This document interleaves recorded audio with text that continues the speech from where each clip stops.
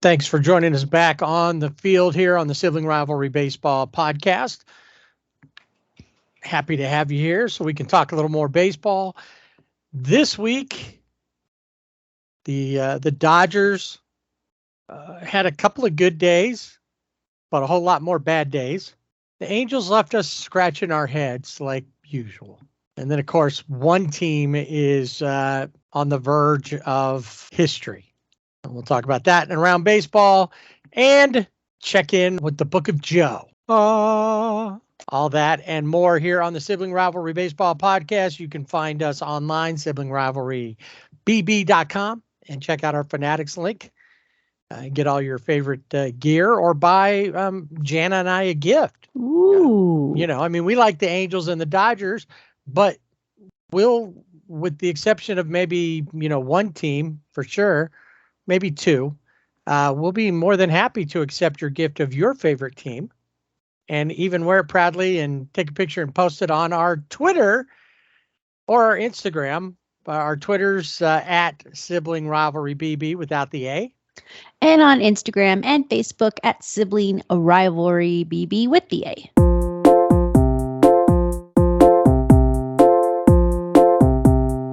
To kind of pick up on where we talked last week, before we get on to talking about the Book of Joe, we're talking about the new rules over the last couple of weeks here, and talking about how people are saying, "Oh, I like this, I like that." I keep seeing these, things are changing with baseball, and it's right or something like that. Things are getting better with baseball. I'm not sure if they are getting better just because they change some rules. That part I really don't get yet, is that the game was at this speed and more active and everything years ago. And we know why. They didn't have analytics like they do now. There was always the number. So all these people think this is the greatest thing. I want to see, if it pans out. I'm sure there's a lot of people, especially people want to take their kids to games and stuff like that and not have them home at 11 o'clock at night after they've been out there since 6 o'clock on a school night. But I think they're missing out on parts of the game. But then again, someday I won't be here, and all the people who grew up with the game like this will think this is just how the game's supposed to be. Yeah, that's why we have to make sure that it's cemented in people's memories how baseball used to be and how it can still be. And I don't know, these new rules. Same thing I keep hearing, it's coming back. Well, where did it go? It never left. Or the same thing, it's better than ever. And I don't get it. I know the time, obviously, I've heard it's cutting down about 30 minutes of time for game time. But, 30 minutes, what's 30 minutes? Nothing. Right. And the reason there wasn't a lot of action is a lot of teams weren't stealing bases. They weren't doing anything but trying to hit home runs. There's still a couple teams out there that's all they're still trying to do. And the other thing that's funny to me is, okay, so they have bigger bases. So now, I gotta steal more bases now, or I gotta still make that part of our repertoire, which it should have been anyway. Ricky Henderson didn't need bigger bases. No, he didn't. Nor did anybody that played before him. Lou Brock. Right. Yeah. Still stole nearly 1,000 bases over his career. Not quite as many as Ricky did, but still, all those bases got stolen, and base stealing was a bigger part of the game. Back then, Davey Lopes from the Dodgers was a great base stealer. Those guys didn't need bigger bases for that. No. I think there's certain things in the game that are becoming a lost art. And I think base stealing is one of them. And because even now, they're just in the short amount of time that we have the games with the bigger bases, I think they said stolen bases are up, 16%? But not every team is, if they weren't stealing bases before, they're not going to steal bases now. Yeah, they were, and we'll talk a little bit more about that when we get to the Angels, because they are definitely a team that fits into that category. So a guy who always used numbers, probably is like, as far as like this analytics movement, you could probably almost blame him to some degree, because he was a big numbers guy and did that. In fact, when Andrew Friedman hired Joe Maddon in Tampa Bay to be the manager there, it's because Joe used his computer, but he took the information that he had, got all of that, and then managed the old-fashioned way. All that information that he had, he helped teach guys stuff, but when it came game time, he wasn't stopping, and he wasn't like the photographer at Olin Mills that made you pose in certain ways and your head was all cranked in a weird direction. He wasn't out there doing that. Hold on, we have to reset our outfield mannequins and place our players in the right place like they're T-ballers. No, he took that information, let the guys know what they needed to know, and the rest of it in his head. He'd come up with a code on his own to work it. Yes, he used the numbers and the analytics, some of it homemade analytics, but he didn't let that get past the feel of the game, and it didn't overrule the feel of the game, which is what happens now. Yeah, especially when you're looking at who is in the front office. Who are these guys? Who are these people? Where do they come from? What's their background? Engineers. The majority of them are engineers, computer programmers, guys that maybe played Little League, maybe college ball, and maybe had a fantasy league. More likely to be part of a baseball fantasy team than to have actually played baseball. Right, exactly. And these are the guys that are in the front offices saying, okay, hey, you need to do this, you need to do that. And it's becoming who can one up the other. Like it's becoming the norm of this is who's supposed to be in the front office and this is the way you're supposed to do it. And if you don't do it that way, then you're doing it wrong. And I'd like to see a team do it wrong. The scouting departments are going down, and the analytic department and the computer departments, those guys, computer analysts and all that stuff, they're ballooning out. And guys who thought that they were going to go to work in some other sector are in baseball. And so let's talk a little bit about Joe Maddon's book. We read it over our break. And the Book of Joe, Trying Not to Suck at Baseball and Life. A lot of great stories on here. Talks about Joe's history, how he grew up, where he was born, his parents and stuff like that. Talked about his baseball career, his football career, and then, how he got in and what he did. I mean, he had a lot of experience there on the ground and being in, some of what we would, facetiously called the garden spots of America, little dinky places with a team. And back in the day, before they cut down the total number of minor league teams, there were a bunch of teams all over the place, 400 plus minor league teams. So he, good story through all of that. And then his concepts, where they came from. A few things that, and every year he seemed to come up with something different. And it always wasn't something he came up with. It could have been sitting next to a lady on a plane, not wanting to talk to anybody, but her saying something that resonated with him, that it became part of one of the Maddonisms down the road. Things like do simple better. Tell me what you think, not what you've heard. It was things like that he would share with his players and try to have a loose atmosphere. But, these types of things, the try not to suck. That's what he told Javi Baez when Javi Baez came up with the Cubs. He's like, what am I supposed to do? He says, just try not to suck. Which is funny that the thing I thought was funny was in that story is they had T-shirts made up of that. And when Cubs fans would wear it to the Cardinals, to Busch Stadium, they would tell the Cubs fans that they had to turn their shirts inside out because they felt that it was offensive. Nice. That's right. That Missouri sensibility there. That's right.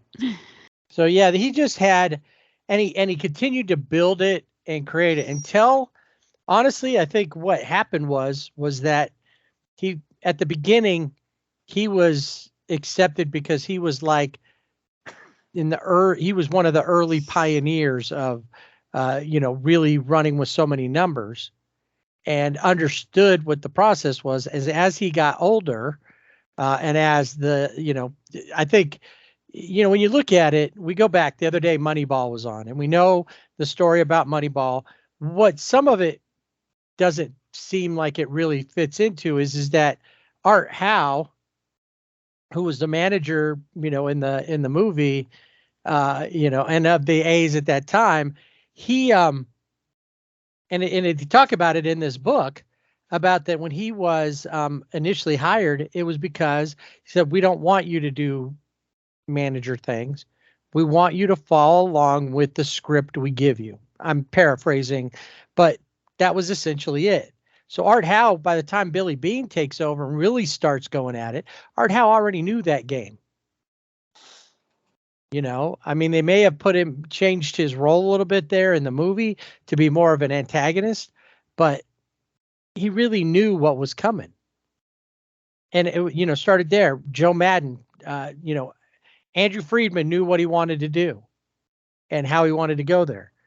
But it was when Joe Maddon finally ends up with, and here's the thing, Andrew Friedman has been good. He did a good job of building things up in Tampa. He's done a great job in here in LA, but we have to look back at all that and realize that he's only won one championship. I mean, it's a full World Series championship. And a lot of people would want to put an asterisk by it because it was only 60 game season. So it's like, well, it wasn't even a full season. And we can make ourselves feel better about it by saying, well, but look at what they had to overcome. It was so much different. But the bottom line was, it was different. And some of those things, whether it'd been the Dodgers or somebody else, would have worked in their favor more because they didn't travel very much. They weren't as tired. So he hasn't won a full season championship. And over the last few years, they haven't even really gotten close. They've been in the playoffs, but they've been out of the playoffs pretty quick. So while that's all great, we know, and although a lot of people don't want to admit to it, the problem in the playoffs is not Dave Roberts. The problem in the playoffs is the front office, and not just that front office, but a lot of front offices. And really the only guy who's taken all of this stuff and turned it into a championship, in fact, 2 championships, is Theo Epstein. He did it with Boston, and then he did it with Joe in Chicago. And you would have thought the fact that the curse was broken, thanks to Joe Maddon and obviously Theo Epstein in that Joe Maddon could have worked there till he was 100. But Joe Maddon tried to assert his managerial power that he no longer has at that point and tell Theo Epstein to stay out of the dugout. Everything happens up until game time. At game time, you got something to say, you keep it into yourself, and we'll talk about it after the game. Don't ever come down here. I mean, he got, pretty ticked off about it when Theo Epstein called down to the dugout to get something done. And that was pretty much what began. But all those guys who were like attaching themselves to Joe Maddon because of where he came from. Once they got to a point that they felt like they had and he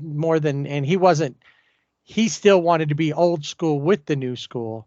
They realized that wasn't going to work for their plan.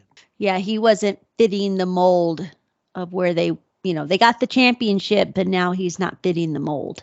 Yeah, this one, this book, it's a really good book.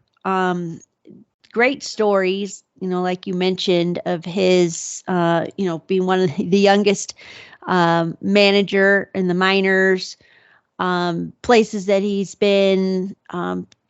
But all of the, you think kind of he does say this isn't a revenge book because this book did come out after, he was let go unceremoniously by the Angels, which is, I think is interesting too, because he mentioned in the book that entering 2022, the Angels had not made the playoffs in 7 years and had not won a playoff game in 12 years.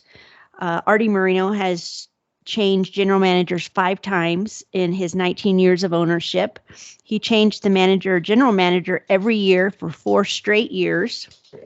A new manager in 2019, a new manager in 2020, which was Maddon, a new general manager in 2021, which Perry Niasen, and a new manager in 2022, Phil Nevin. And Ohtani played for 4 managers in his first 5 years with the team and 6 seasons from 2017 to 2022. The Angels also went through 4 bench coaches, 4 pitching coaches, and 6 third base coaches, which made me think that there's no cohesiveness in the coaching staff and front. There's no other than the team who the players building cohesiveness. There's no cohesiveness with the coaching staff. How can you go through 4 pitching coaches and think that your pitching staff's going to do well, or bench coaches or third base coaches or whatever it may be? And so I think it's not a problem of, obviously you have the star power on the Angels, Ohtani, you have Trout, but I think it's more that they are not giving the players what they need, which they need somebody who is the stalwart, which was Joe Maddon, that was going to pull them through and be that cohesiveness. And there's a lot of interesting things about, Perry Niasen, and I don't really like him after reading this book. I was like, okay, let's see what he does. I never really gave him a chance to be successful at his job, not so much because of him. We didn't know. He didn't come as a previous GM. He was a first-time GM. He had been around in a lot of different positions, but I think the one thing that that I had an issue with was he wouldn't be successful less because of him. It would be more because of Artie Moreno not allowing him to be, and because that's what happened before. Now, here we are. We look at how he works, what he does. He still makes dumb mistakes, but how much of that is him and how much of that is Manassian and his crew? In the book, he talks about that they had lockers with the coaches. The coaches were kind of feeling like, you're invading our space. And like Joe talked about, the only time that they should really be interacting with these guys, before games, practice sessions, but those guys should not have direct contact with the players. They should be they should be talking to the coaches. The coaches should be out training them. But one of the big things that happened that really started turning this, and we should have probably noticed it then, was when they moved Ray Montgomery, who was a front office guy, and made him the bench coach. So now they've got their guy it was a coup. Yeah. Well, it's kind of like putting a spy, or putting, somebody in there to report back. Yeah, he's not one of the guys, one of the coaches who have done these things, who've been out, like we talked about, to some of these, lesser spots at minor league teams and, riding buses from game to game. They've been paying their dues. They finally make it up here. And then this guy takes somebody's place, Mike Gallego's place, and, they worked around it, but that's it. Now we have a spy in here. Now we can't really be, it's like we can't be what we are or who we are, on a normal thing. And the coaches are kind of getting pushed to the side because all these guys, and of course the players are all excited about because they can watch stuff on the videos. They got the iPads out there. They can see all this stuff. They want to know about the spin rate because that's a gee whiz cool number. Launch angle, stuff like that. This is stuff where, and we've seen it time and time again, that with the Dodgers, especially when they put the iPads down and talked about the game and were involved in the game, things got better. The bat hitting got better. They talked to one another about hitting instead of sitting and scoping in on their at bat. Yeah, there's a lot of things in the dugout where instead of the team, we've talked about this a lot, being a team, cheering each other on, watching the game unfolding, where you can watch the pitcher and see. I think that's a good example in when the Phillies were playing the Padres. I'm trying to think who it was that they picked up on the pitcher. I can't remember who was pitching now. It was Blake Snell. For some reason that sticks out, but it might be wrong. But they were actively watching the game and said, hey, he's doing this. And then they just went off. They were able to, I don't know if you remember that. I do. That game, yeah. But yeah, so you're actively watching it. You're getting that information to your teammates. And it's not somebody with their binders, which we do see in the dugout, binders of information.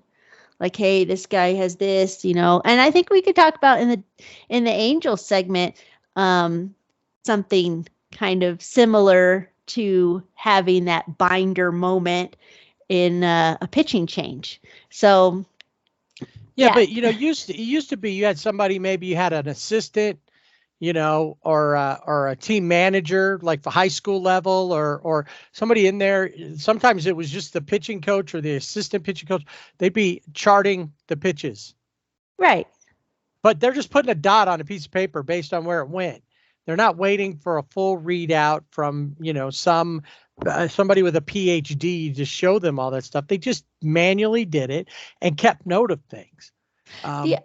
The other thing too that I think struck me is he says in the book, the players want to hear more and more about exit velocity, spin rates from coaches, as opposed to absolute mechanical information that only a well-trained pitching coach or hitting coach could pass along. I think we see that in the players fielding, and things like that, like things that they should be, we always talk about, go back to Little League, go back to the basics, but you're not seeing that as much because, they're blaming it on, well, there's new grass.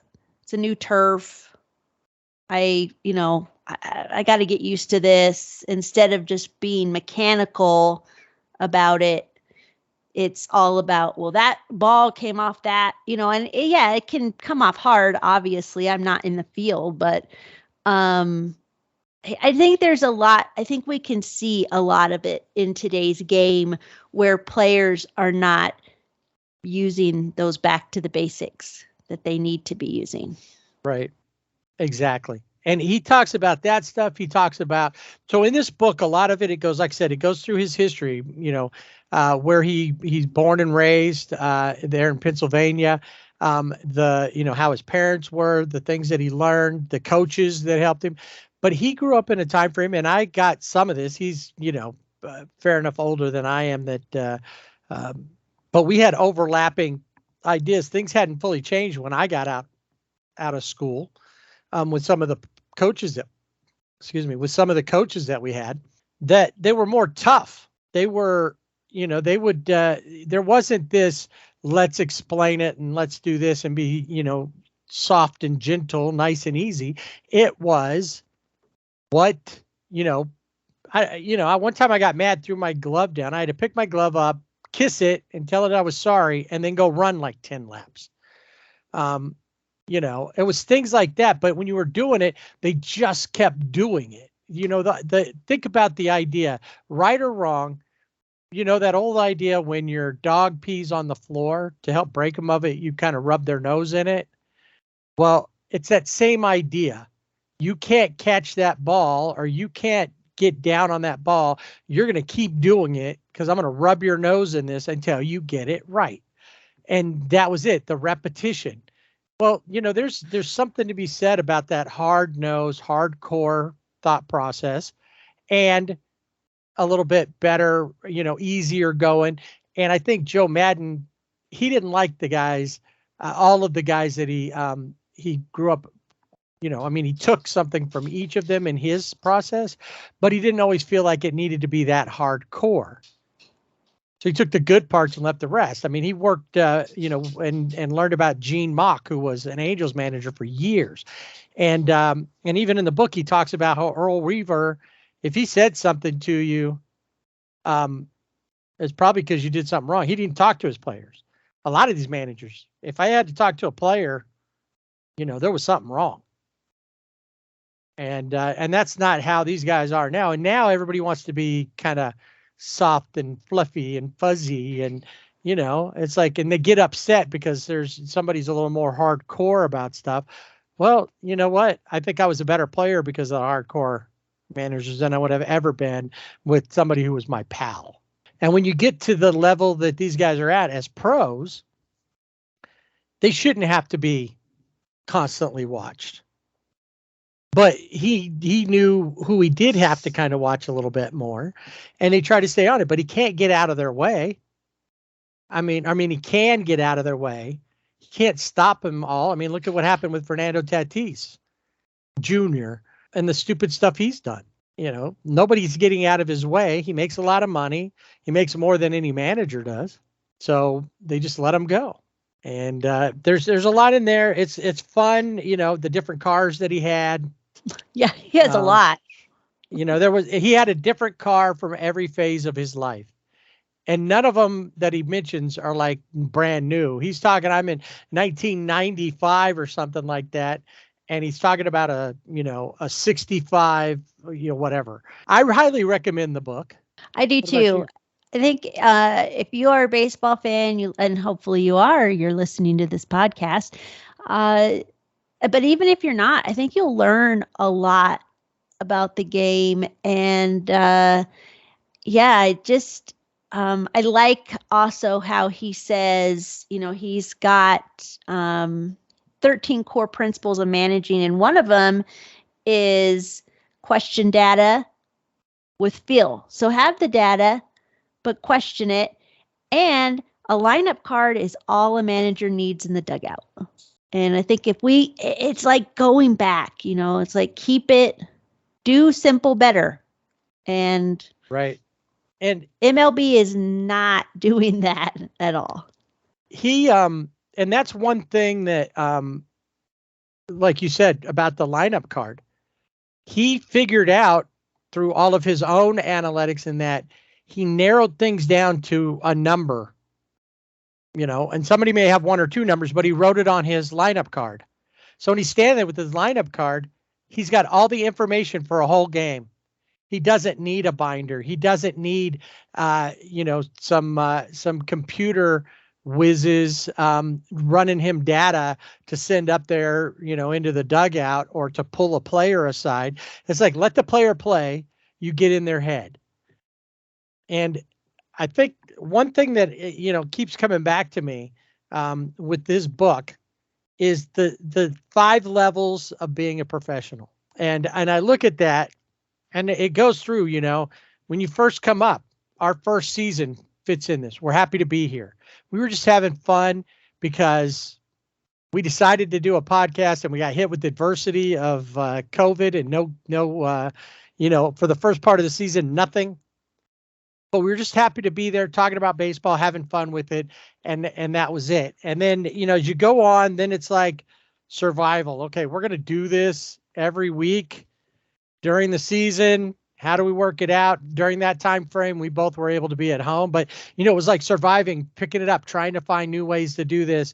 And then finally feeling like, we actually belong here in the podcast game, and we feel that we're making a decent podcast. We're getting better and all that. As much as it would be nice if we could get to level 4, I do believe that we're at level 5 from a standpoint so level 4 is make as much money as you can.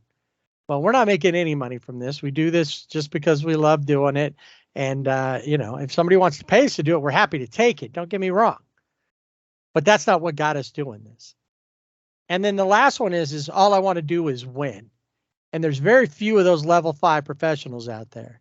And he even brings up people like Derek Jeter. Think about players in that level that they don't care about anything else. They just want to win.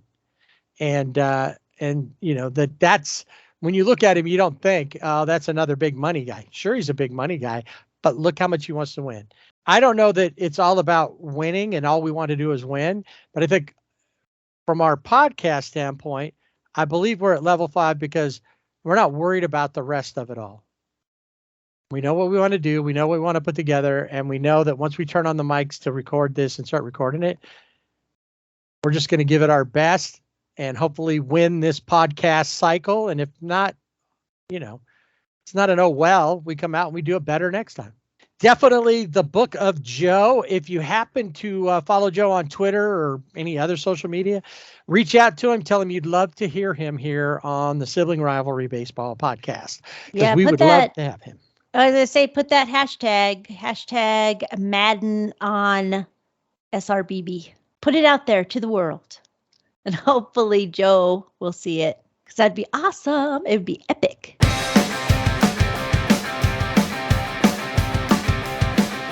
Another season, and it kind of feels like the same for the Angels. The problem with this is, it's just like when we start saying, oh, that person looks like they're going to be the MVP, or that person looks like they're going to be the Rookie of the Year. It's a little too early. And I think that on any team, it's a little too early. Maybe one team is trying to make a case for it not being too early to ink them in. But with the Angels, there's still things that could be happening that aren't happening. The bullpen having issues. Jose Suarez has had 2 outings, and both of them were terrible. Some of the basics. Mike Trout hitting well from the beginning. Shohei Ohtani pitching great and hitting great. Taylor Ward. Some names that came up last year or names that we expect. They've been doing well. We did see over this last week, Hunter Renfroe, start getting the bat on the ball a little bit. We saw that we don't need Anthony Rendon, but we did have him after his 5-game suspension, and he was okay. But the rest of it is kind of, questions. We're not real sure who's going where, what's doing what, how the bullpen's coming along. Against Seattle, they played well, but I feel like if they continue to play that way that they did versus Seattle, which they did win 2 of the 3 games that they played, and Taylor Ward had 2 good games. Gio Urshela, who I think, to me right now, he is probably the best offseason signing based on what he's done.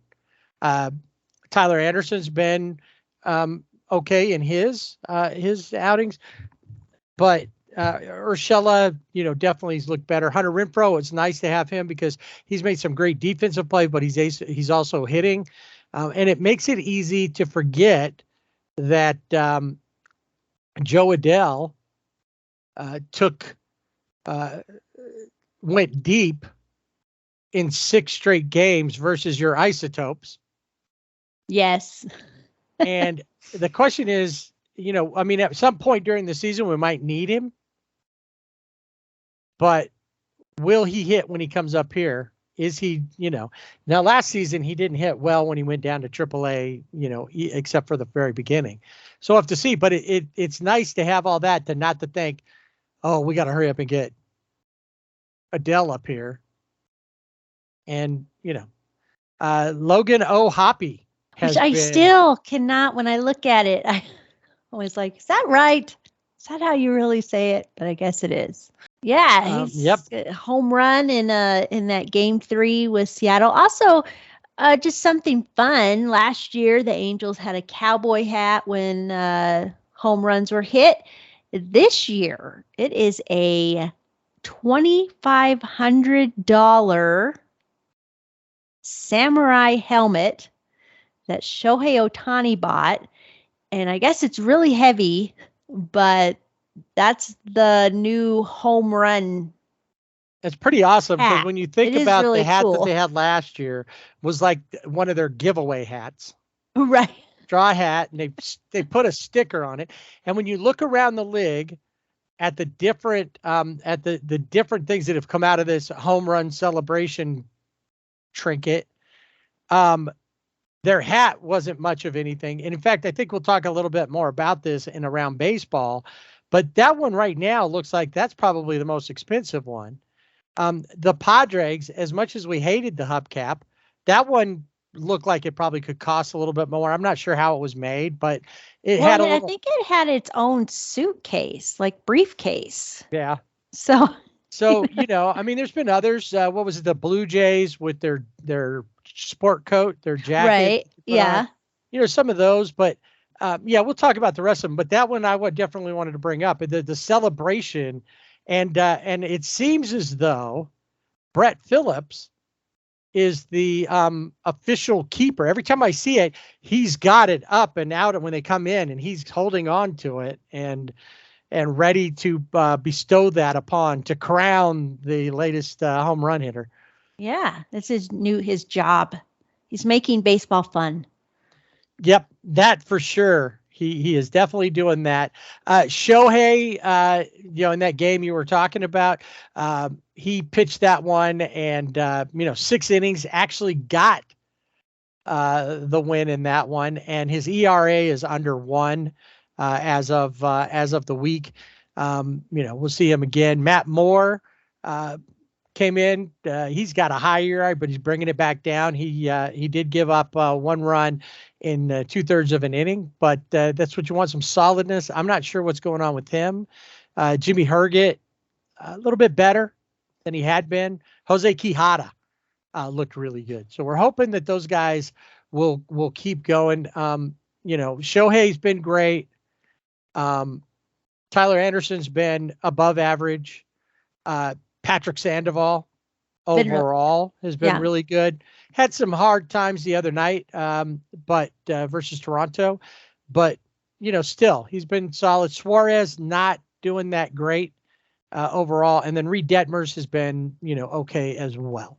We're going to see probably coming up in the next week, probably Griffin Canning, because I know that unless there's been some talk that Tucker Davidson's going to become the 6th starter, but I also heard that depending on how things are going in the bullpen, they may use him early as a reliever, depending on how games go. So we'll see what happens there. And then so they leave out of Seattle with a couple of wins there, and then they come back home for their home opener versus the mighty Toronto Blue Jays. Opening night with Junior Guerrero Jr. in the house. His dad throws out the very first pitch, being the only Angel the only player to ever go into the Hall of Fame with an Angels cap on. And he threw out the first pitch, and it was a perfect strike. It was better than Travis Kelce's first pitch in Cleveland. The the tight end from the Chiefs, who is from Cleveland apparently, but I don't think Cleveland wants to claim him after that first pitch. But good first pitch, and then he and the 27s all got together. Mike Trout, Vladdy Jr., and of course, Hall of Famer Vlad. They were all together, got pictures. Great. Hey, they had a flyover, and they could see it. Yeah, that is a bonus right there. You could see it. That's awesome. So the Angels, start that game out, and they start playing pretty well. It looked like they were really going to put them out.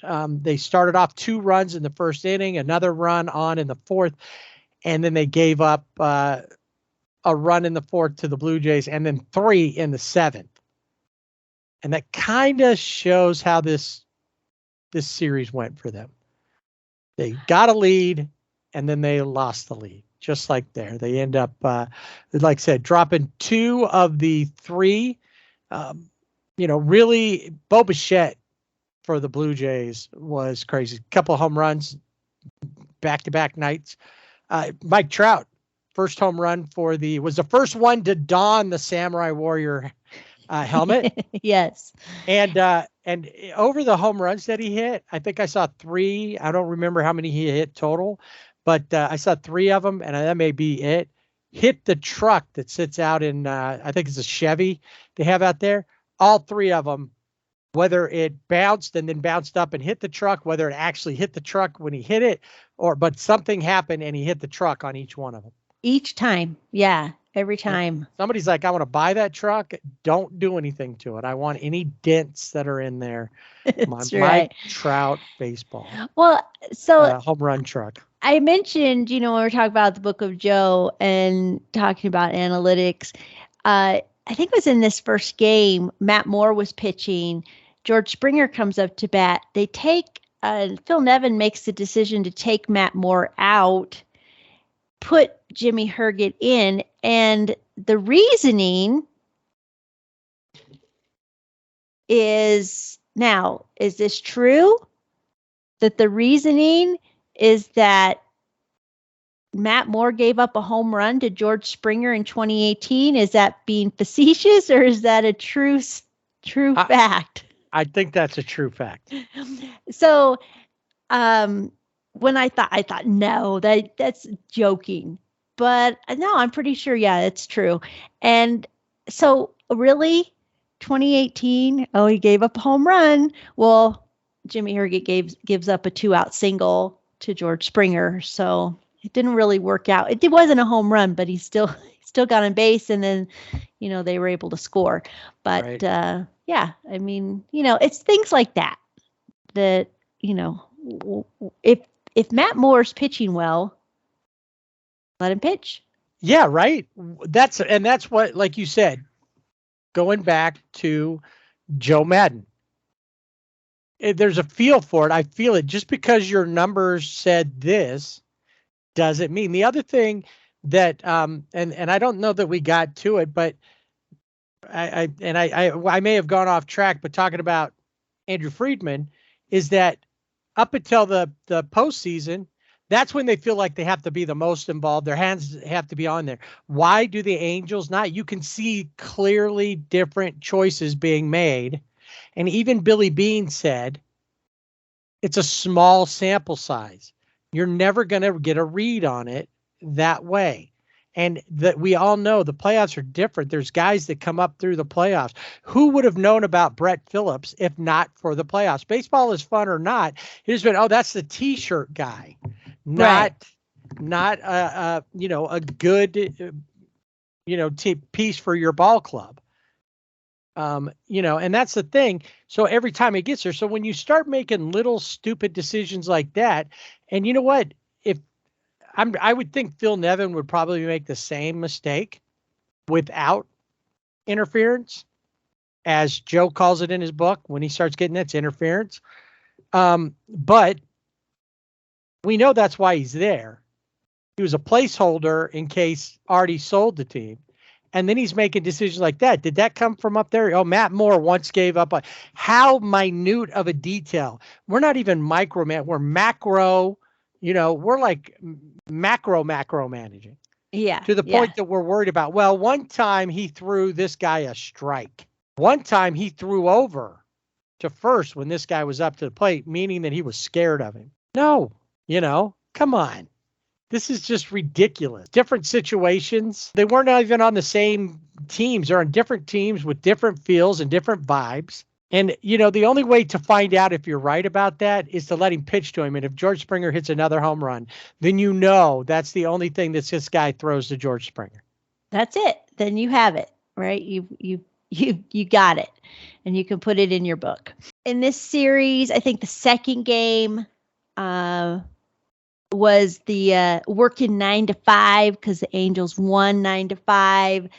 Lots of home runs in this game. You had Mike Trout, you had his twin, Hunter Renfroe. I saw a picture and I didn't realize, I'd seen them, but then I saw a picture and they were side by side and I was like, whoa, they could be separated at birth. When if you're not paying close attention, you see Hunter out running somewhere or whatever, and unless you really know it's him, you might think, oh, Mike Trout. Yeah. And then you realize, because they are that close. It's crazy. Yeah. Luis Rengifo, super excited to wear the samurai helmet. Yeah, I'm sure he did. He looks like somebody have a lot of fun. He had hit that home run, joined the Twins, like you mentioned. So yeah, there was a lot of. He also had a stolen base. Rengifo did in that game. One of the guys that I was like, man, if only. I think I feel sorry for the rest of the East. With the Blue Jays, because as they get stronger and better, they have Dalton Varsho, and he was solid with the D-backs, but he's there, and it's just when you think you might get a break or something, Espinal's coming up or whatever, all of a sudden they're bringing in Dalton Varsho, he's just that guy. He's just unassuming, comes in, does his job, and you're not even sure what hit you when he's done with you. So, and then like I said, Bo Bichette, a couple of big home runs. George Springer had a home run. Yeah, I mean, it's just a Matt Chapman. So many guys, and they're so young that they're going to continue to they're going to rule here if they really get it into their heads. We're going to have to see how their team comes together. They've got a newer manager that just joined last year. The Angels look like they could hang with them in the first game. The second game, you didn't even, at this point, you didn't even feel bad about the fact that they were down 4-1 in the third inning, because they came back in the fifth, and then they added a couple more on with some home runs, and they just played solid ball. And it was good pitching that game with Tyler Anderson overall. I mean, he only went 4 2/3. I forgot. That's the bad night. Five earned runs that night, or he gave up 5 runs. But it was, Jaime Barria, Ryan Tepera, Jose Quijada. These guys all came. Carlos Estevez was driving me up a wall because he was letting people on base. And then I think they were talking to, I don't remember her name, the field reporter, but they said, he had said if he had been grown up here in the U.S., I think he's from like Venezuela or Colombia or something.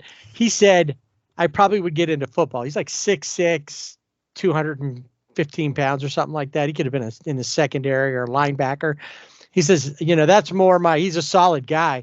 That's more my style, rough and tumble. I'd probably be, trying to be a football player instead of a baseball player. But a lot of that is still got to come around. We still need that to really come together. And, that normally you go, oh man, the whole bullpen falls apart all the time. Well, the next game was a little bit of the bullpen, a little bit of the Blue Jays and some issues there, an error by the Angels. But to finish it all off, it was a barn burner, a lot of scoring, 12-11. And the Angels at one time were up 4 or like 3-0, 4-1, something like that. No, they were up at one time. They were up 6-0. And then next thing you know, they're all tied. And then the Blue Jays, scored 10 runs in 2 innings. And the Angels, and after all, they scored 12 runs between the 6th. And this was a Zinnings game. Yeah. So we got to see the Ghost Runner. And, one thing that looked okay is that they were ready to, to come back. But they had some errors. And in the bottom of the 10th, last out was Mike Trout striking out. Carlos Estevez had a tough night again, and they just the Blue Jays just made a point of scoring the runs when they needed to win that game. That's it. The Angels will stay at home for one more series against Anthony Rendon's old team, where he won a World Series championship. Last time he actually played like he knew how to play baseball. And so they're playing. They're playing the Nationals to start off, and then they're hopping on the bus to go to Boston, and they'll play there, and then they'll leave Boston. And normally it seems like they play Boston, and then they go to like Arizona, right, or something like that. Nope, they play Boston, and then they just go down to take on the Yankees to finish up that road trip this coming week. So, player of the week, you got one? Who you feeling? Yeah, I went through and looked at the tape, and really, was it clear tape, masking tape, duct tape? Is that brown packing tape? The stuff that doesn't really stick. Right. Now, I went through and I picked someone maybe a little unconventional, but I felt like he had some hits, not the big, not home run here or there, but he was 7 for 21 over the week. So he was hitting offensively, but he was also defensively was making those plays, and that was Gio Urshela. Yeah, I'm with you. That's exactly where really? I went. I mean, it was real easy after the series that Trout and Ohtani had to go with either of them or both of them. I even thought about Hunter Renfroe from the standpoint that he finally seemed to get something going. The guy that, and then as I kept looking at it, Brandon Drury had a moment here or there, but Brandon Drury to me is kind of fading out already. Like he's just going to be coming off the bench, I think, here before long.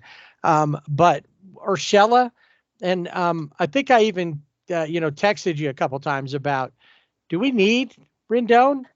And then sent you like a video of a play that he made. The other guy that we didn't mention but has been filling in pretty nicely is Jake Lamb.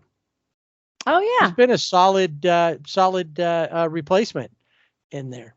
But yeah, so I'm with you on Urshela, and he's definitely, like I said, one of the best pickups of the offseason, I think, in baseball. And watch out, Max Stassi, because Logan O'Hoppe is got your job. I don't think he's ready to give it up yet. It's time for Dodger baseball. Well, it is indeed time for Dodger baseball, at least for us to talk about Dodger baseball. I'd like somebody to remind the Dodgers that it's time for Dodger baseball when the Diamondbacks are in town. Oh, or yeah, the sky is falling. for the Dodgers already, right? Right. Yeah, I mean, I guess getting the series out of the way with the Diamondbacks in Arizona, it's good to get it out of the way now and put it past them and move on. First, though, they had 2 games against Colorado. Both of those games went their way. The first game, not too sure because they were trailing by 2 runs in the 5th, but they scored 7 runs in the 5th, and they went on to beat the Rockies 13-4. You had Freddie Freeman, James Outman, Jason Hayward. Chris Taylor had a home run in there. JD Martinez had a double. So you had the hit parade going, which is what you expect, right, from the Dodgers. So, good win for the Dodgers. Game 2, Julio's on the mound. 6 innings, 5 hits, 6 Ks. Looks good. No worries, right, with the Dodgers against the Rockies. And then they go to Phoenix. And you got to figure, if it's that, who did the Rockies beat? Well, the Rockies, they split with the Padres, but they looked pretty good with the Padres. So what does that mean? If the Dodgers can wipe out the Rockies and control them, then they must be better than the Dregs. And the Dregs and the Rockies are the same because they both ended their series 2-2, right? Yeah, right. Yeah, that's just wishful thinking. Thinking. A weird thing is that it was only a 2-game set. Yeah, that was odd for them to come in.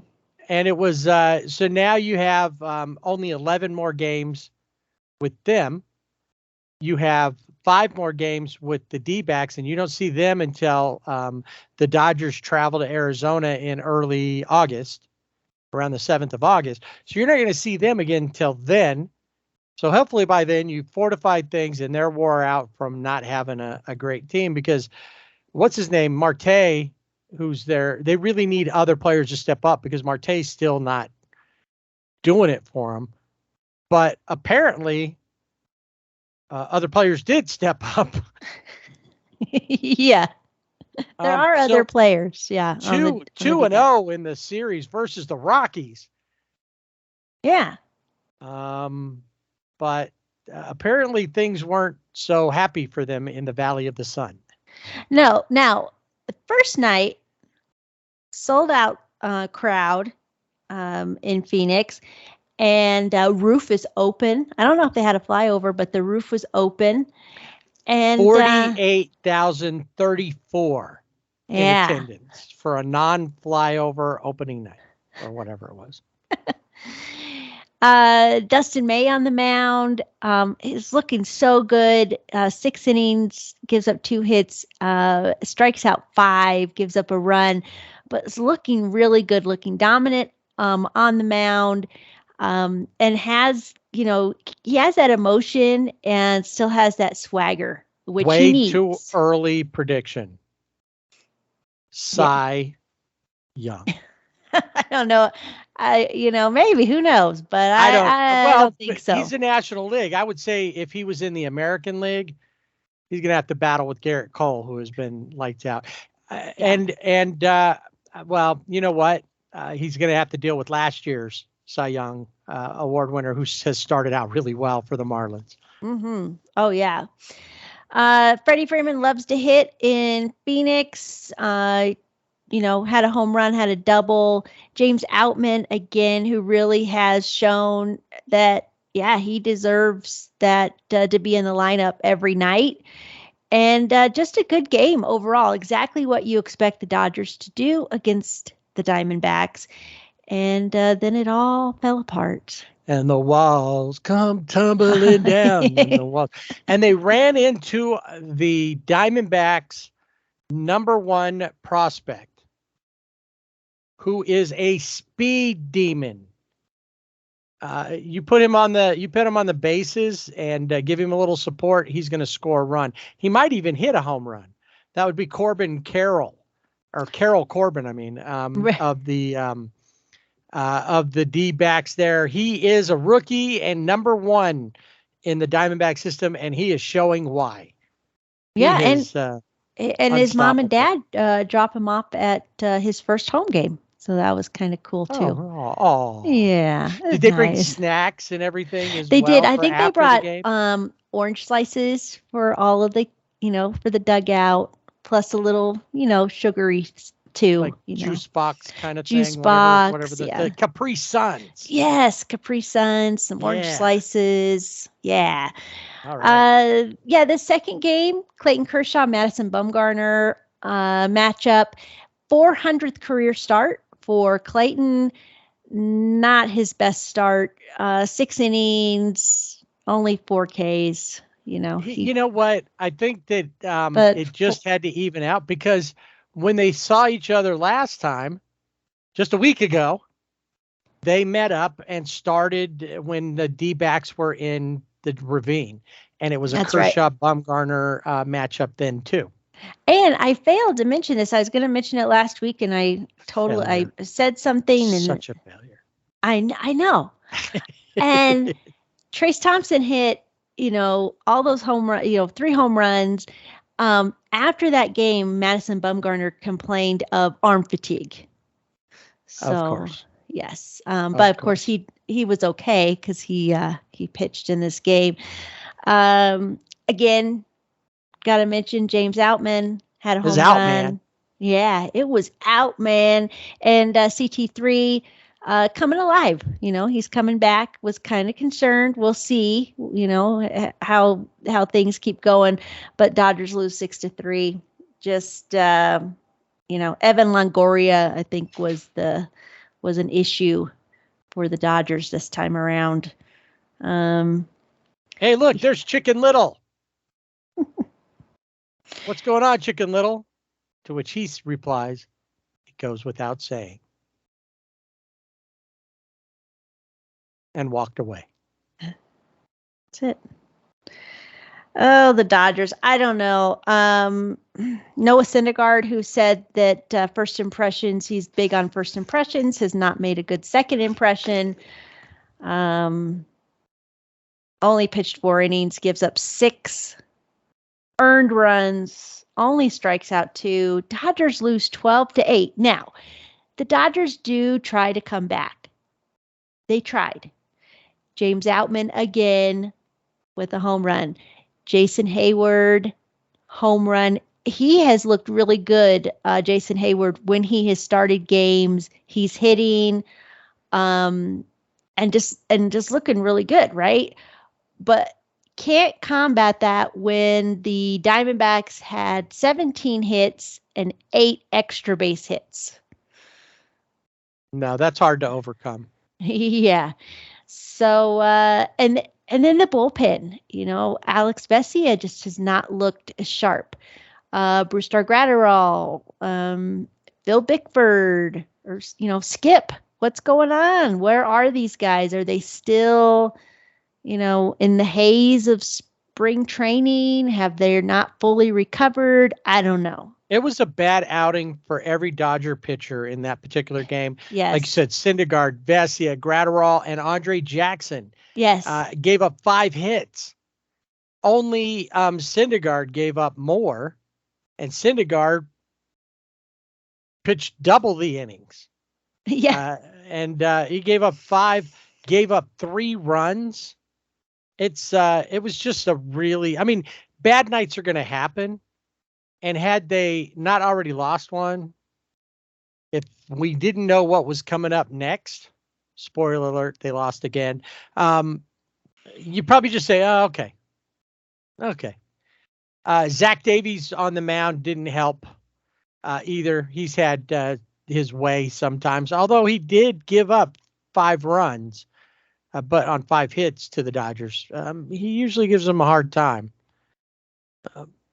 But yeah, you're right. They couldn't quite get all the way back. Yeah, and I owe Skip Bickford an apology because we're going to talk about this 4th and final game. Finally, get out of Arizona. Michael Grove, who has this rotation spot because Ryan Pepio is on the IL with an oblique injury. Oblique.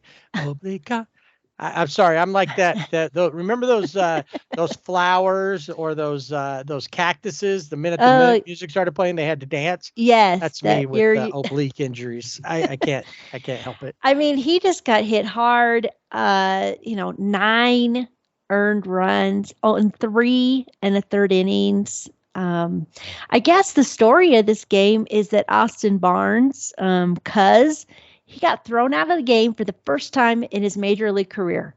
That's the story here.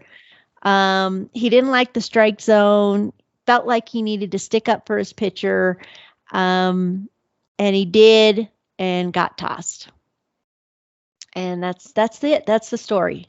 And player of the week. That's it right there.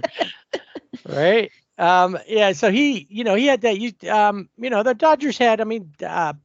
JD Martinez had a decent day at the bat, but overall, what they didn't really seem to matter. It was a little too late at the end. Well, you have, you look at the top half of the lineup. You had Betts, Freeman, each with a hit. Peralta. Then you had JD Martinez, Max Muncy, nothing.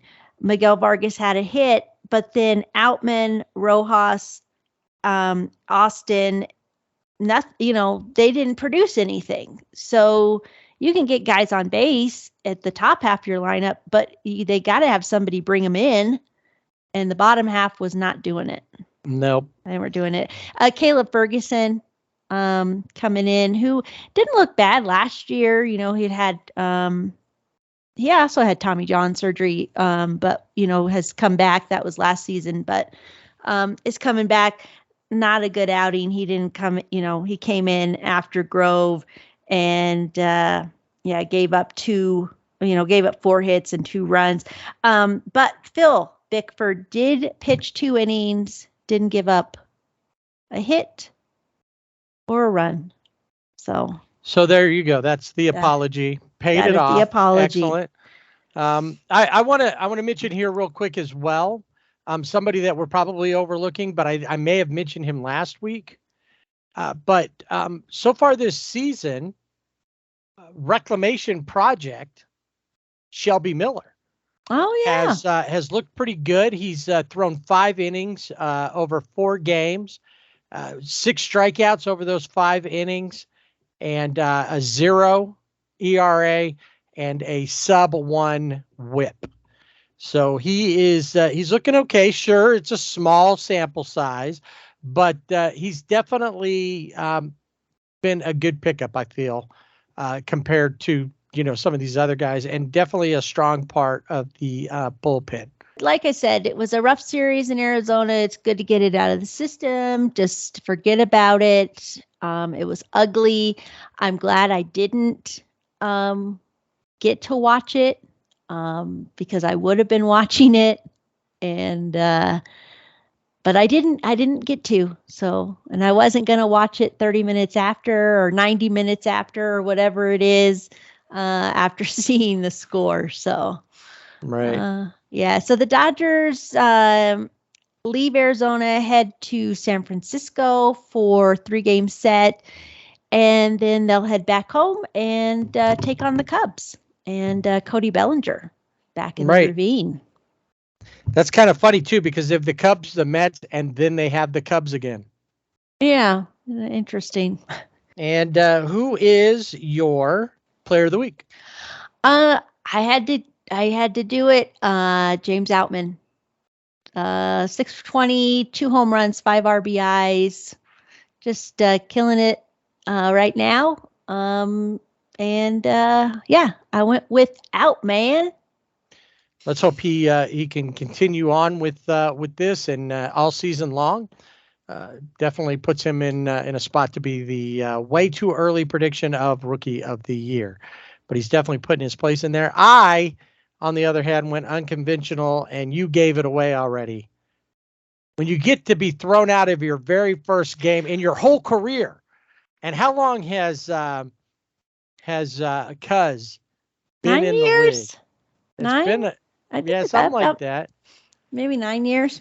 Yeah, so he's been around that long, being tossed out, just now getting tossed out of game, all right, Cuz.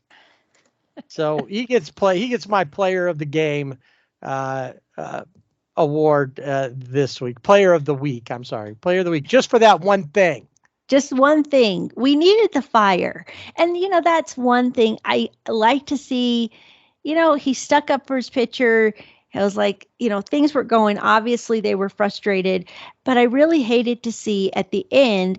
I want to hear Dave Roberts stick up for Austin and say, and he did to a certain extent until he said, but I thought the strike zone was okay all game. Why would you say something like that? Right. It's like, that's, come on. It's your player. Stick up for him. Don't go, I would have like said from where I was sitting, it didn't, but Austin's right there. He Yeah. can see, Yeah. Yeah. Maybe because Andrew called down and told him what to do. The AI scripted it all out. Yes. For Doc. Yes. Was it Chat GPT? He said, how should I? Andrew Friedman. Chat AF. Chat. Yeah, right.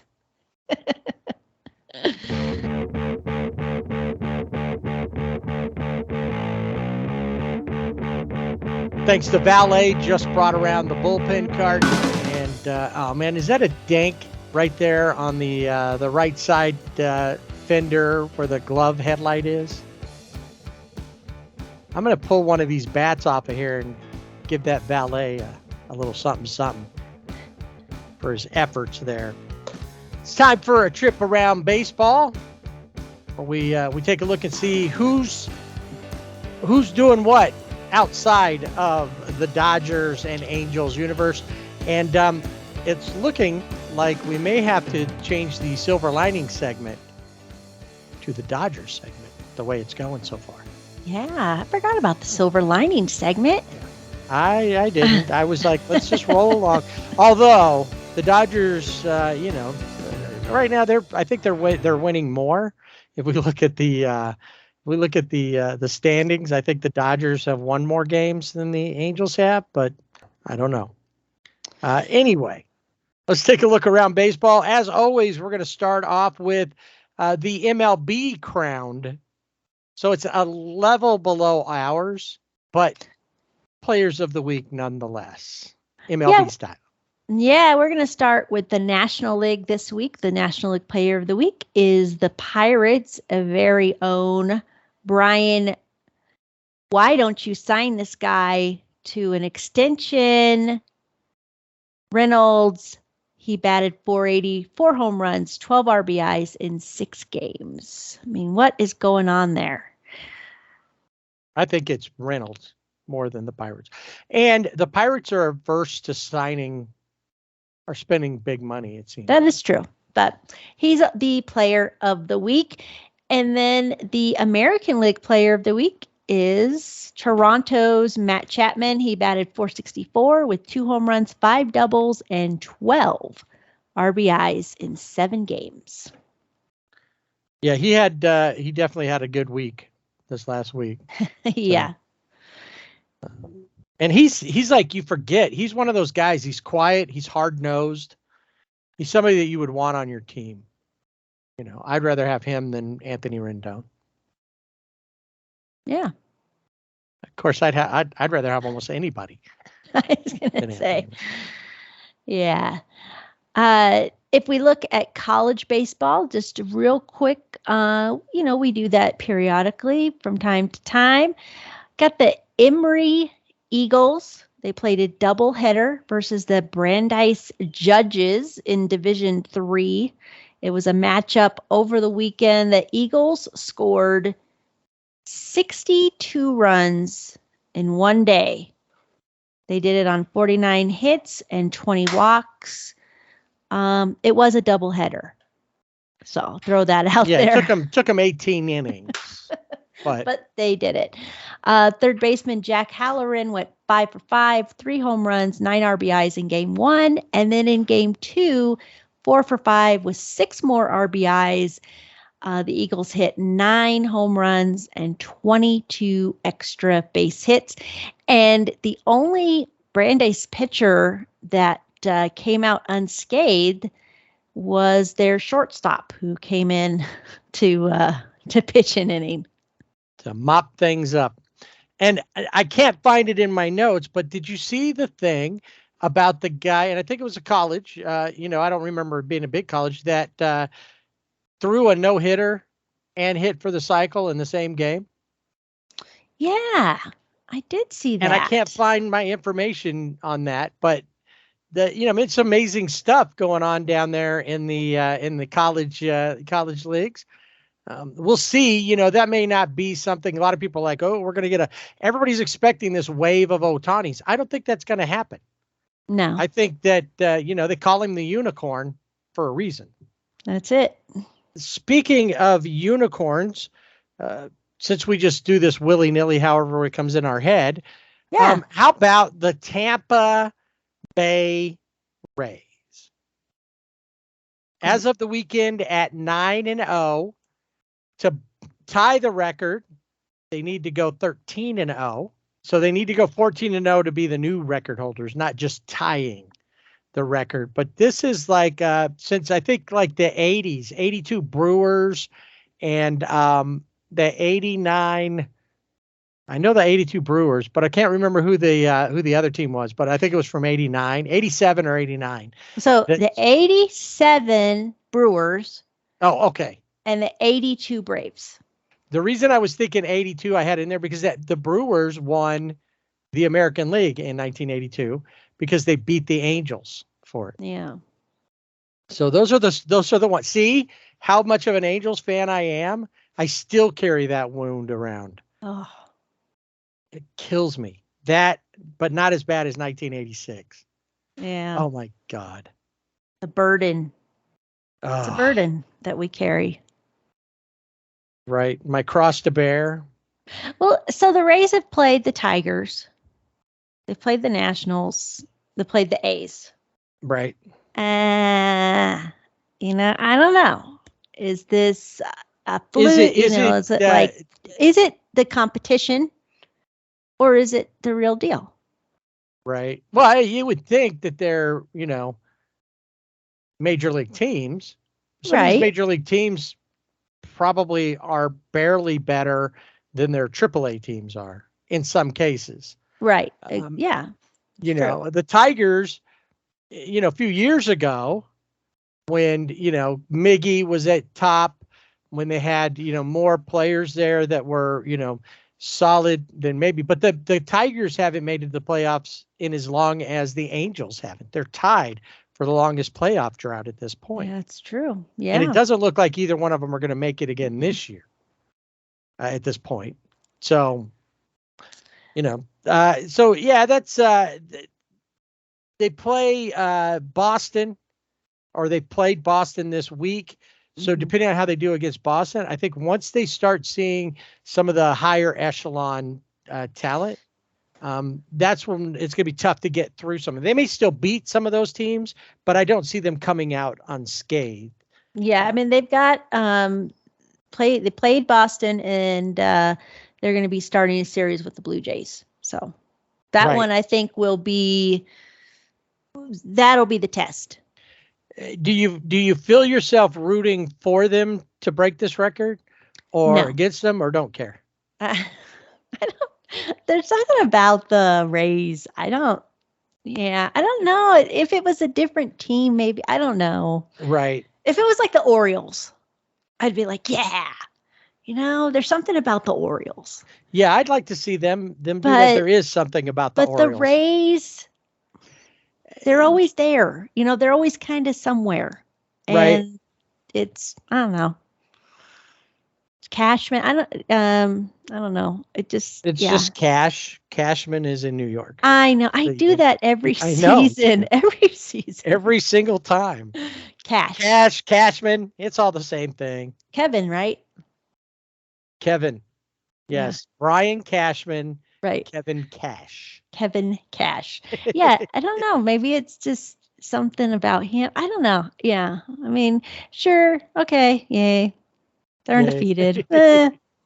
So, yeah, we'll see what happens with them. Boston's not been playing well, but I think Boston's got enough there that they could come back and you know, and you're right. There is something that doesn't seem right about it's that they're the ones that are, you know, scoring high on their SATs and you know, acing all of their advanced placement tests.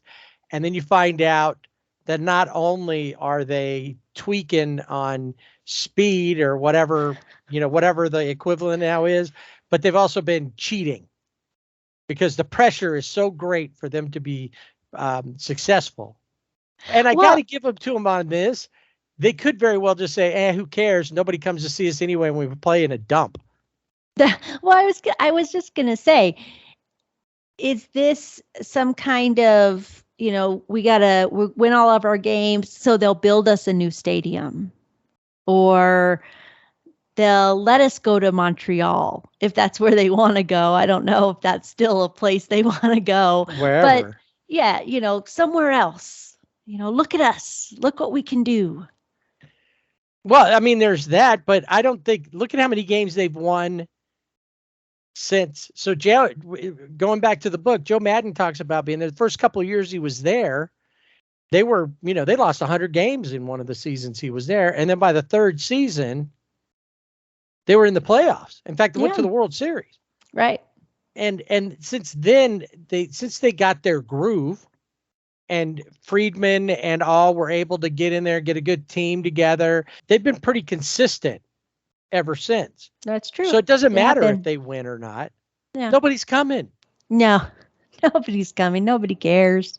So that's, you know, what the heck. It's, you know. I want to pick up the headgear thing again, because one team that's doing something is kind of fun, and we'll get to them at the end. But, you know, we've seen teams, you know, we talked earlier about Toronto and their jacket. I've seen another one's got a jacket. We talked about the Padres and their hubcap. The Angels now they've got the most expensive one by far, thanks to Shohei, who's getting ready to not only $30 million this year, but probably close to $1 billion next year. You know, and it won't be like a 20-year contract. It'll be like, you know, 8 to 10, and he's still going to make over $50 million a year. He's going to buy Japan when he's done. He's going to have that much money. Some of these different teams. So like, in Milwaukee, they now have the cheesehead, which isn't a big thing, but that's a Wisconsin thing. They're supporting their the Green Bay Packers, who are another Wisconsin team. So they've got that, but it looks like it's something they found out in a dumpster after or it was laying in Lambeau Field, and one of them went to a game. Hey, let's take this for the home run hat. And you know, Willie Adames was the first one, I think, this season to get to wear that. You know, it's not enough that you got a guy sliding down, you know, when somebody hits a home run. You're putting on the cheesehead there. But the one that got me Baltimore. Have you seen theirs? I haven't. It's like a beer bong. Yes. You know what? I just thought, yes. And they pour water in it. And then they come in and take the water. But it's like, oh, hey, we didn't go to college because we came to play baseball, so we need some of that beer bong college stuff. Some of those frat games is what we need. So the Braves, you know, before, when Pablo Sandoval, when he played, he was Panda, and he would give the panda hug and actually have a panda head. Yeah, he put panda head on, stand at the end of the dugout and wait for So him. now, you know, he's not there anymore. The Braves have an oversized baseball hat. I mean, it's huge. That they put on, but it looks like the Smurfs, like the hat that the Smurfs would wear. Yeah. So that's kind of, you know, that's kind of weird. The Red Sox have inflatable dumbbells. Oh yeah, I saw those. And then, of course, you talk about hugs. Panda hugs were good. And then, of course, Albert Pujols with the Dodgers. Yeah. He had the Tio Albert hugs that everybody wanted to go get. They were all excited to get a home run to get an Albert hug. The guy that I have to say inspired the best of all of these celebrations is Jake Fraley out of Cincinnati Red. And I don't remember who it was, but they said, man, you look like a Viking. And now when you hit a home run as a Red, it is the biggest celebration in that they put a Viking helmet with the horns on. They put on a like a robe kind of thing, a cape. And then you walk to the end of the dugout and there's a guy with a Viking sword. and he's kneeling in front of you to give you the sword. Oh, that's awesome. And it was all because Jake Fraley. And when you look at him, he's a blonde guy, long hair. He looks actually, I think he looks more like Thor than Thor does. But he looks like a Viking. And so he inspired that. That's got to be the best one because it really looks like that looks like it cost a lot of money too for that stuff. Like the samurai warrior helmet. Very cool. I like it. Now, do they designate someone for like the Reds that has to? I'll have to watch the next time that I see a Reds game on and watch that or see if I can find more about it. They might. I mean, it seemed like Brett Phillips is the guy who is the keeper of the helmet. The one thing with that helmet, I noticed the very first time that they put it on, they were having a hard time. It looks like they fixed it. So when you put it on, it doesn't, it wasn't fitted right. So it's right. It was wobbly. It was in there, down in their eyes. Even Mike Trout, it slipped forward over his eyes and he couldn't see. And a couple of them had that issue on that first night.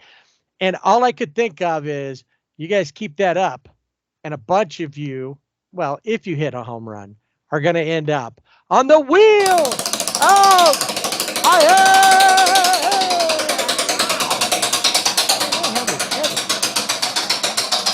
From AL Player of the Week to the Wheel of IL, Adam Duvall broke his wrist diving for a ball. And good news, he will not require surgery, but there is no timetable for his return. And he was hitting really well. He is having a good first few games. Will he be this season's Matt Carpenter? He really could be. Yeah. I mean, think about it. Yeah. Depending on, they said he doesn't need surgery, but how long is it going to take to heal? Hi, is this Max Muncy? How did not having surgery on your injury affect your, oh, okay. Yeah. When can I schedule that surgery? Yeah. Pencil me in tomorrow. Yeah, as soon as possible. O'Neal Cruz broke his ankle after a collision at the plate versus the White Sox that cleared the benches. Pirates and White Sox flooding the field. Cruz did undergo surgery, and he is expected to be out 4 months. So yeah, I see that, him laying next to the plate and everybody else battling. Yeah. The only picture that is a better picture as far as like contrast is the one where Yasiel Puig in his Reds uniform and is standing there alone, and the entire Pirates bench, I think their AAA and their AA team was there. All there. And there's one red jersey of Yasiel Puig and nothing else but the black Pirate jerseys. That's it. Yeah. So he'll be out 4 months. Not a fun recovery with a broken ankle. And I speak from experience. Joe Kelly is you broke somebody's ankle, or you were in a brawl? I broke my ankle and had to have surgery. Did you do it done to yourself? Did you go, you know what? I'm not digging the way this ankle's looking. Crack. No, nope. I did not. You know what? You were mad at the kids and at Planet Head, and you said, I'll fix you. I'm going to break my ankle so I can't go do anything. I'll Oh, have to sit around all day. that's right. That was Bonbons. totally my plan. Is that even a thing? Do you think if I said that a lot of younger people would even know what that means, laying around eating bonbons? I don't know. Probably not. I don't know. Joe Kelly, currently reading his book, is on the 15-day IL with the right. Wait, you're reading it or he's reading his own book? I'm reading his book. Yeah. I guess if I got the audio and he read it, he would be reading to me. I didn't know if you meant because he got injured. He's reading got time his to book. read his book. That's right. what No. my point was that I gotcha. I'll let you. I you am just- currently reading move Joe on Kelly's off. book. I'll sit over here quietly and No. Who and he is currently on the 15-day IL with a right groin strain. Tim Anderson is listed day to day with knee soreness. Carlos Correa is listed day to day with middle back tightness, not the ankle, but with back tightness. And his teammate, Joey Gallo, is also listed day to day with right intercostal. Thank you. Soreness. We've had intercostal injuries before. Don't act like you've never been here. It's all flooding back to me now.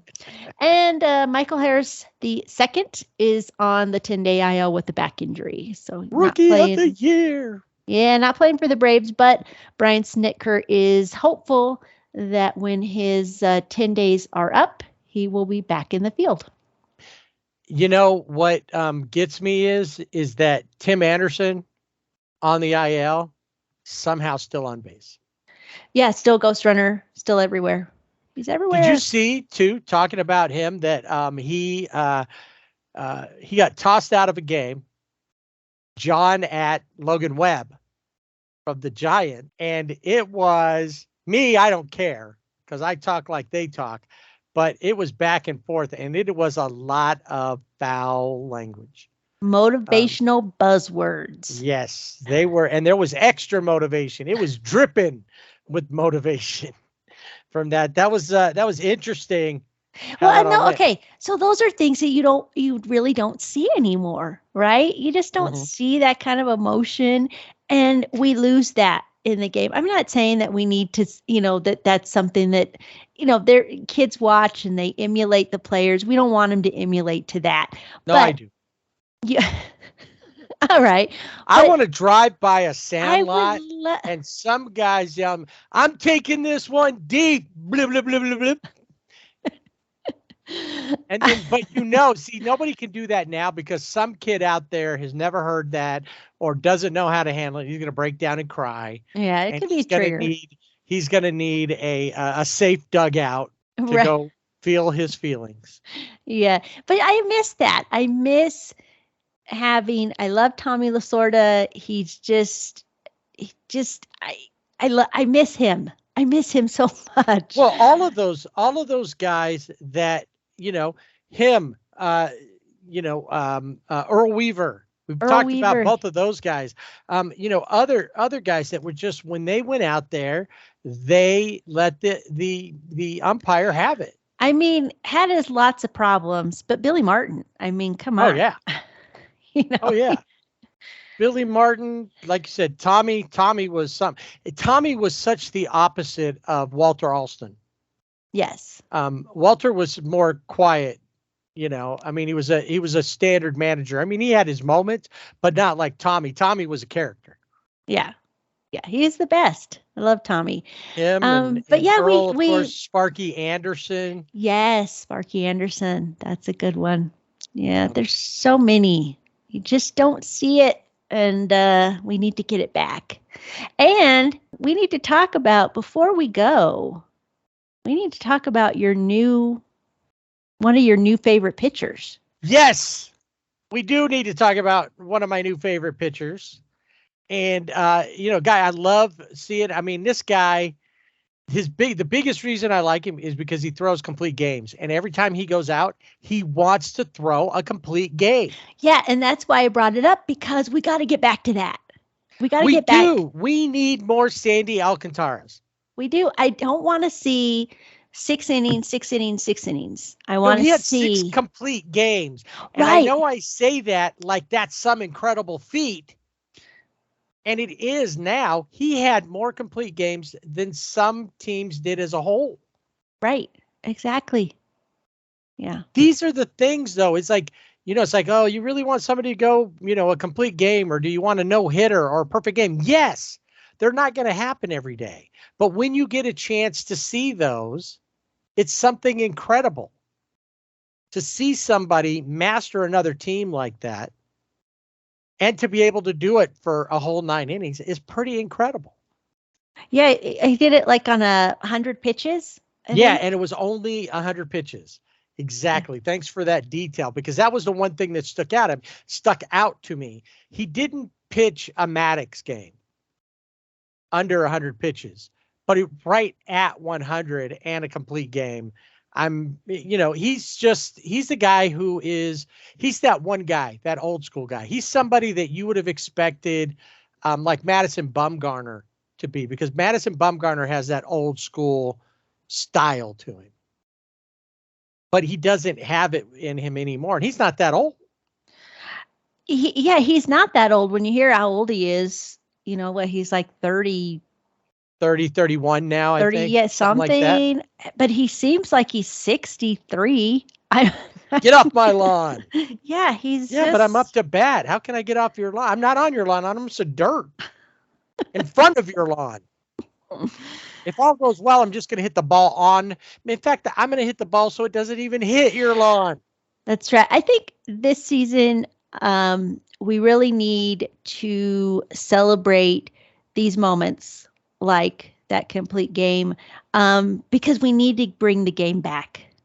So, yeah, awesome. Sandy Alcantara. That's how the game's going to come back. Yeah, we need more action. You're not wrong in that, Manfred.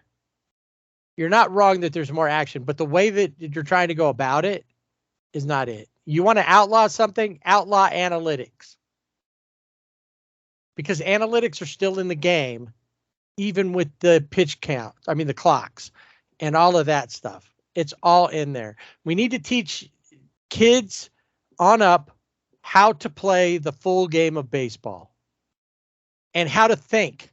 Those are things that Joe Maddon was trying to instill in his players was, do simple better.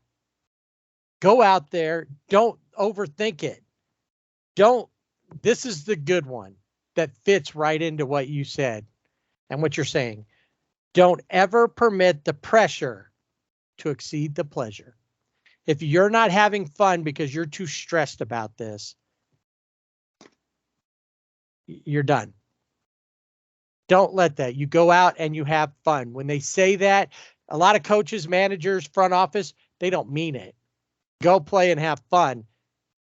There's a line in the movie Drumline. Have you seen that movie? Yeah. And there's a line at the end where everybody kind of comes to it. They get it in their head. They have their come to Jesus moment. And they realize that they were being real hardcore about this, or they thought too highly of themselves here, or whatever, or somebody needed confidence, all those things, the hero's journey of any movie or book or whatever. But in there, he said the band director says, just enjoy playing with your bandmates. Win or lose, we don't care. Just go have a good time. Play the music because you love the music, not because you want to win this competition or whatever. Every game, go out and play the best that you can, and don't let the fact that it's a game and that you get paid big money to play this game. Don't ever succumb to pressure compared to the pleasure of actually getting to play this game. And try not to suck.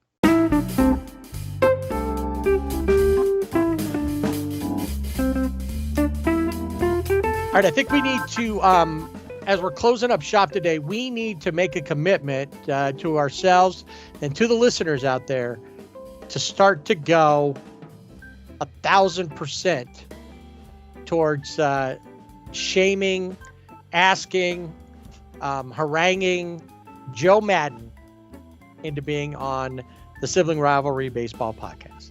So if you see us post something, quote in a retweet and say Joe Maddon at Mad Halos, MADDHALOS.